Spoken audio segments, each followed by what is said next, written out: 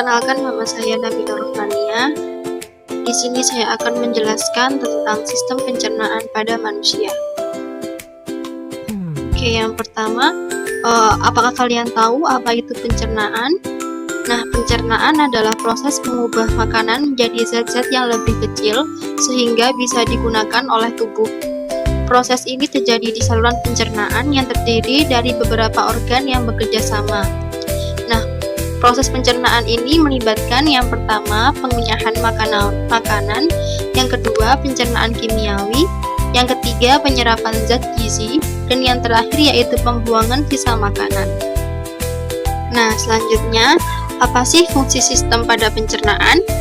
Yang pertama yaitu mengubah makanan menjadi zat gizi yang bisa diserap oleh tubuh. Nah, yang kedua yaitu menyediakan energi bagi aktivitas tubuh. Dan yang terakhir yaitu mengeluarkan sisa hasil metabolisme pada tubuh. Selanjutnya, apa sih organ-organ yang termasuk dalam sistem pencernaan? Yang pertama yaitu mulut. Mulut adalah tempat awal pencernaan mekanis dan kimiawi. Nah, di mulut tersebut, makanan pertama kali masuk dan mengalami proses kimiawi dan mekanis tersebut. Selanjutnya yaitu kerongkongan. Tugasnya menyalurkan makanan dengan gerakan peristaltik. Selanjutnya ada lambung. Tugasnya menghancurkan protein dengan bantuan pepsin dan asam lambung. Nah, selanjutnya yaitu usus halus. Tugasnya menyerap zat gizi seperti glukosa, asam amino, dan asam lemak. Nah, selanjutnya yaitu usus besar. Tugasnya menyerap air dan mineral. Dan yang terakhir yaitu rektum dan anus. Rektum dan anus merupakan sistem terakhir dalam pencernaan. Nah, tugasnya yaitu menyimpan dan mengeluarkan feses atau kotoran terakhir. Nah, selanjutnya yaitu urutan jalannya makanan sampai menjadi kotoran. Nah, yang pertama itu di mulut, nanti makanan akan dikunyah dan dicerna oleh enzim amilase. Selanjutnya turun ke kerongkongan. Di situ makanan disalurkan ke dalam lambung. Selanjutnya turun ke lambung. Di situ makanan dihancurkan dengan asam dan enzim. Selanjutnya yaitu turun ke usus halus. Di situ makanan akan diserap gizinya. Selanjutnya ke usus besar. Di situ usus besar akan menyerap air dan membentuk feses. Dan yang terakhir yaitu rektum dan anus. Tugasnya kan mengeluarkan sisa makanan. Jadi nanti makanan akan keluar berbentuk kotoran lewat situ. Selanjutnya yaitu organ pencernaan tambahan. Nah, di sisi lain tadi kan udah dijabarkan organ-organ yang mendukung sistem pencernaan seperti lambung, mulut, kerongkongan, dan lain-lain. Nah, di sini ada organ pencernaan tambahan. Seperti yang pertama adanya kelenjar ludah. Fungsinya menghasilkan air liur dengan enzim amilase. Yang kedua ada hati. Fungsinya menghasilkan empedu untuk memecah lemak. Yang ketiga ada pankreas. Dia bisa menghasilkan enzim untuk karbohidrat, protein, dan lemak. Yang terakhir yaitu kandung empedu. Tugasnya atau fungsinya menyimpan dan mengeluarkan empedu ke usus halus. Nah, selanjutnya yaitu mekanisme proses pencernaan yang ada di mulut. Yang pertama, pencernaan dimulai dari mulut, dimulai dengan mengunyah makanan yang masuk tersebut. Yang kedua, gigi menghancurkan makanan menjadi lebih kecil. Makanan tersebut akan dikunyah menjadi potongan-potongan kecil supaya gampang untuk menelannya. Yang ketiga, air liur itu membantu memecah makanan dengan enzim amilase. Dan yang terakhir, lidah mendorong makanan ke belakang menuju ke kerongkongan. Nah, selanjutnya yaitu mekanisme proses pencernaan yang ada di kerongkongan. Yang pertama, setelah makanan dikunyah, makanan akan masuk ke kerongkongan. Yang kedua, gerakan peristaltik yang ada di kerongkongan itu akan mendorong makanan ke dalam lambung. Selanjutnya yaitu mekanisme proses pencernaan yang ada di lambung.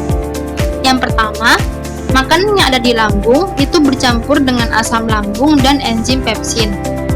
Yang kedua, proses ini membantu memecahkan protein menjadi lebih kecil. Dan yang terakhir yaitu makanan yang sudah menjadi cairan disebut chymus. Selanjutnya yaitu mekanisme proses pencernaan yang ada di usus halus. Yang pertama, setelah dari lambung, chymus masuk ke usus halus. Yang kedua, empedu dari hati dan enzim dari pankreas membantu memecah lemak, karbohidrat, dan protein. Yang terakhir, usus halus juga menyerap nutrisi penting melalui dinding usus dan masuk ke dalam darah. Selanjutnya yaitu proses pencernaan yang ada di usus besar. Nah, setelah melalui usus halus, sisa makanan yang tidak dicerna masuk ke dalam usus besar. Nah, selanjutnya air dan mineral diserap di usus besar tersebut. Dan yang terakhir, sisa makanan yang tidak diperlukan akan dibentuk menjadi feses dan disimpan di rektum. Nah, selanjutnya yaitu proses pencernaan. Pencernaan berlangsung melalui 4 tahap. Yang pertama yaitu pencernaan mekanis, yaitu penghancuran makanan secara fisik atau disebut dengan mengunyah. Yang kedua ada kimiawi, yaitu penguraian makanan oleh enzim. Yang ketiga ada penyerapan, yaitu zat gizi diserap di usus halus. Yang terakhir yaitu pembuangan. Nah, sisa makanan itu dikeluarkan melalui anus. Selanjutnya, apa sih nutrisi yang dibutuhkan oleh tubuh kita? Yang pertama yaitu karbohidrat, merupakan sumber energi bagi tubuh. Yang kedua yaitu protein, fungsinya untuk membangun dan memperbaiki sel. Yang ketiga yaitu lemak, lemak merupakan cadangan energi dalam tubuh. Yang keempat yaitu vitamin dan mineral, fungsinya menjaga fungsi tubuh. Dan yang terakhir yaitu air, membantu proses pencernaan dan mengatur suhu pada tubuh. Nah, selanjutnya yaitu fungsi dari masing-masing nutrisi yang tadi. Yang pertama, karbohidrat, fungsinya memberikan energi untuk aktivitas sehari-hari. Contohnya seperti nasi, roti, dan kentang. Selanjutnya yaitu protein, fungsinya membangun otot dan jaringan tubuh. Contohnya seperti daging, telur, dan kacang-kacangan. Selanjutnya yaitu lemak, fungsinya memberikan energi cadangan dan melindungi organ dalam. Contohnya seperti minyak, mentega, dan alpukat.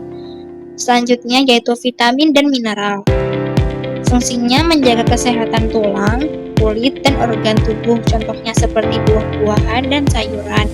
Yang terakhir yaitu air, fungsinya menjaga tubuh tetap terhidrasi dan mendukung proses metabolisme pada tubuh.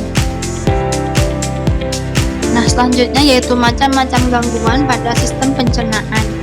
Yang pertama yaitu MAH atau gastritis. MAH adalah peradangan atau luka pada dinding lambung akibat produksi asam lambung berlebih. Yang kedua yaitu asam lambung naik atau GERD, yaitu kondisi di saat asam lambung naik ke kerongkongan dan menimbulkan rasa panas di dada. Yang ketiga yaitu diare, yaitu gangguan buang air besar yang terlalu sering dengan feses cair karena infeksi atau makanan tidak higienis. Yang keempat yaitu sembelit atau konstipasi. Sembelit merupakan kesulitan buang air besar akibat kurang serat, kurang cairan, atau pola makan yang tidak teratur. Yang terakhir yaitu keracunan pada makanan. Nah, gangguan pencernaan karena makan atau minuman yang terkontaminasi bakteri atau racun. Selanjutnya yaitu cara menjaga kesehatan pada pencernaan. Yang pertama, makan makanan bergizi dan berserat tinggi. Yang kedua, minum air putih yang cukup. Yang ketiga, hindari makanan pedas atau berminyak berlebihan. Yang keempat, olahraga secara teratur. Dan yang kelima, makan dengan jadwal teratur dan tidak terburu-buru.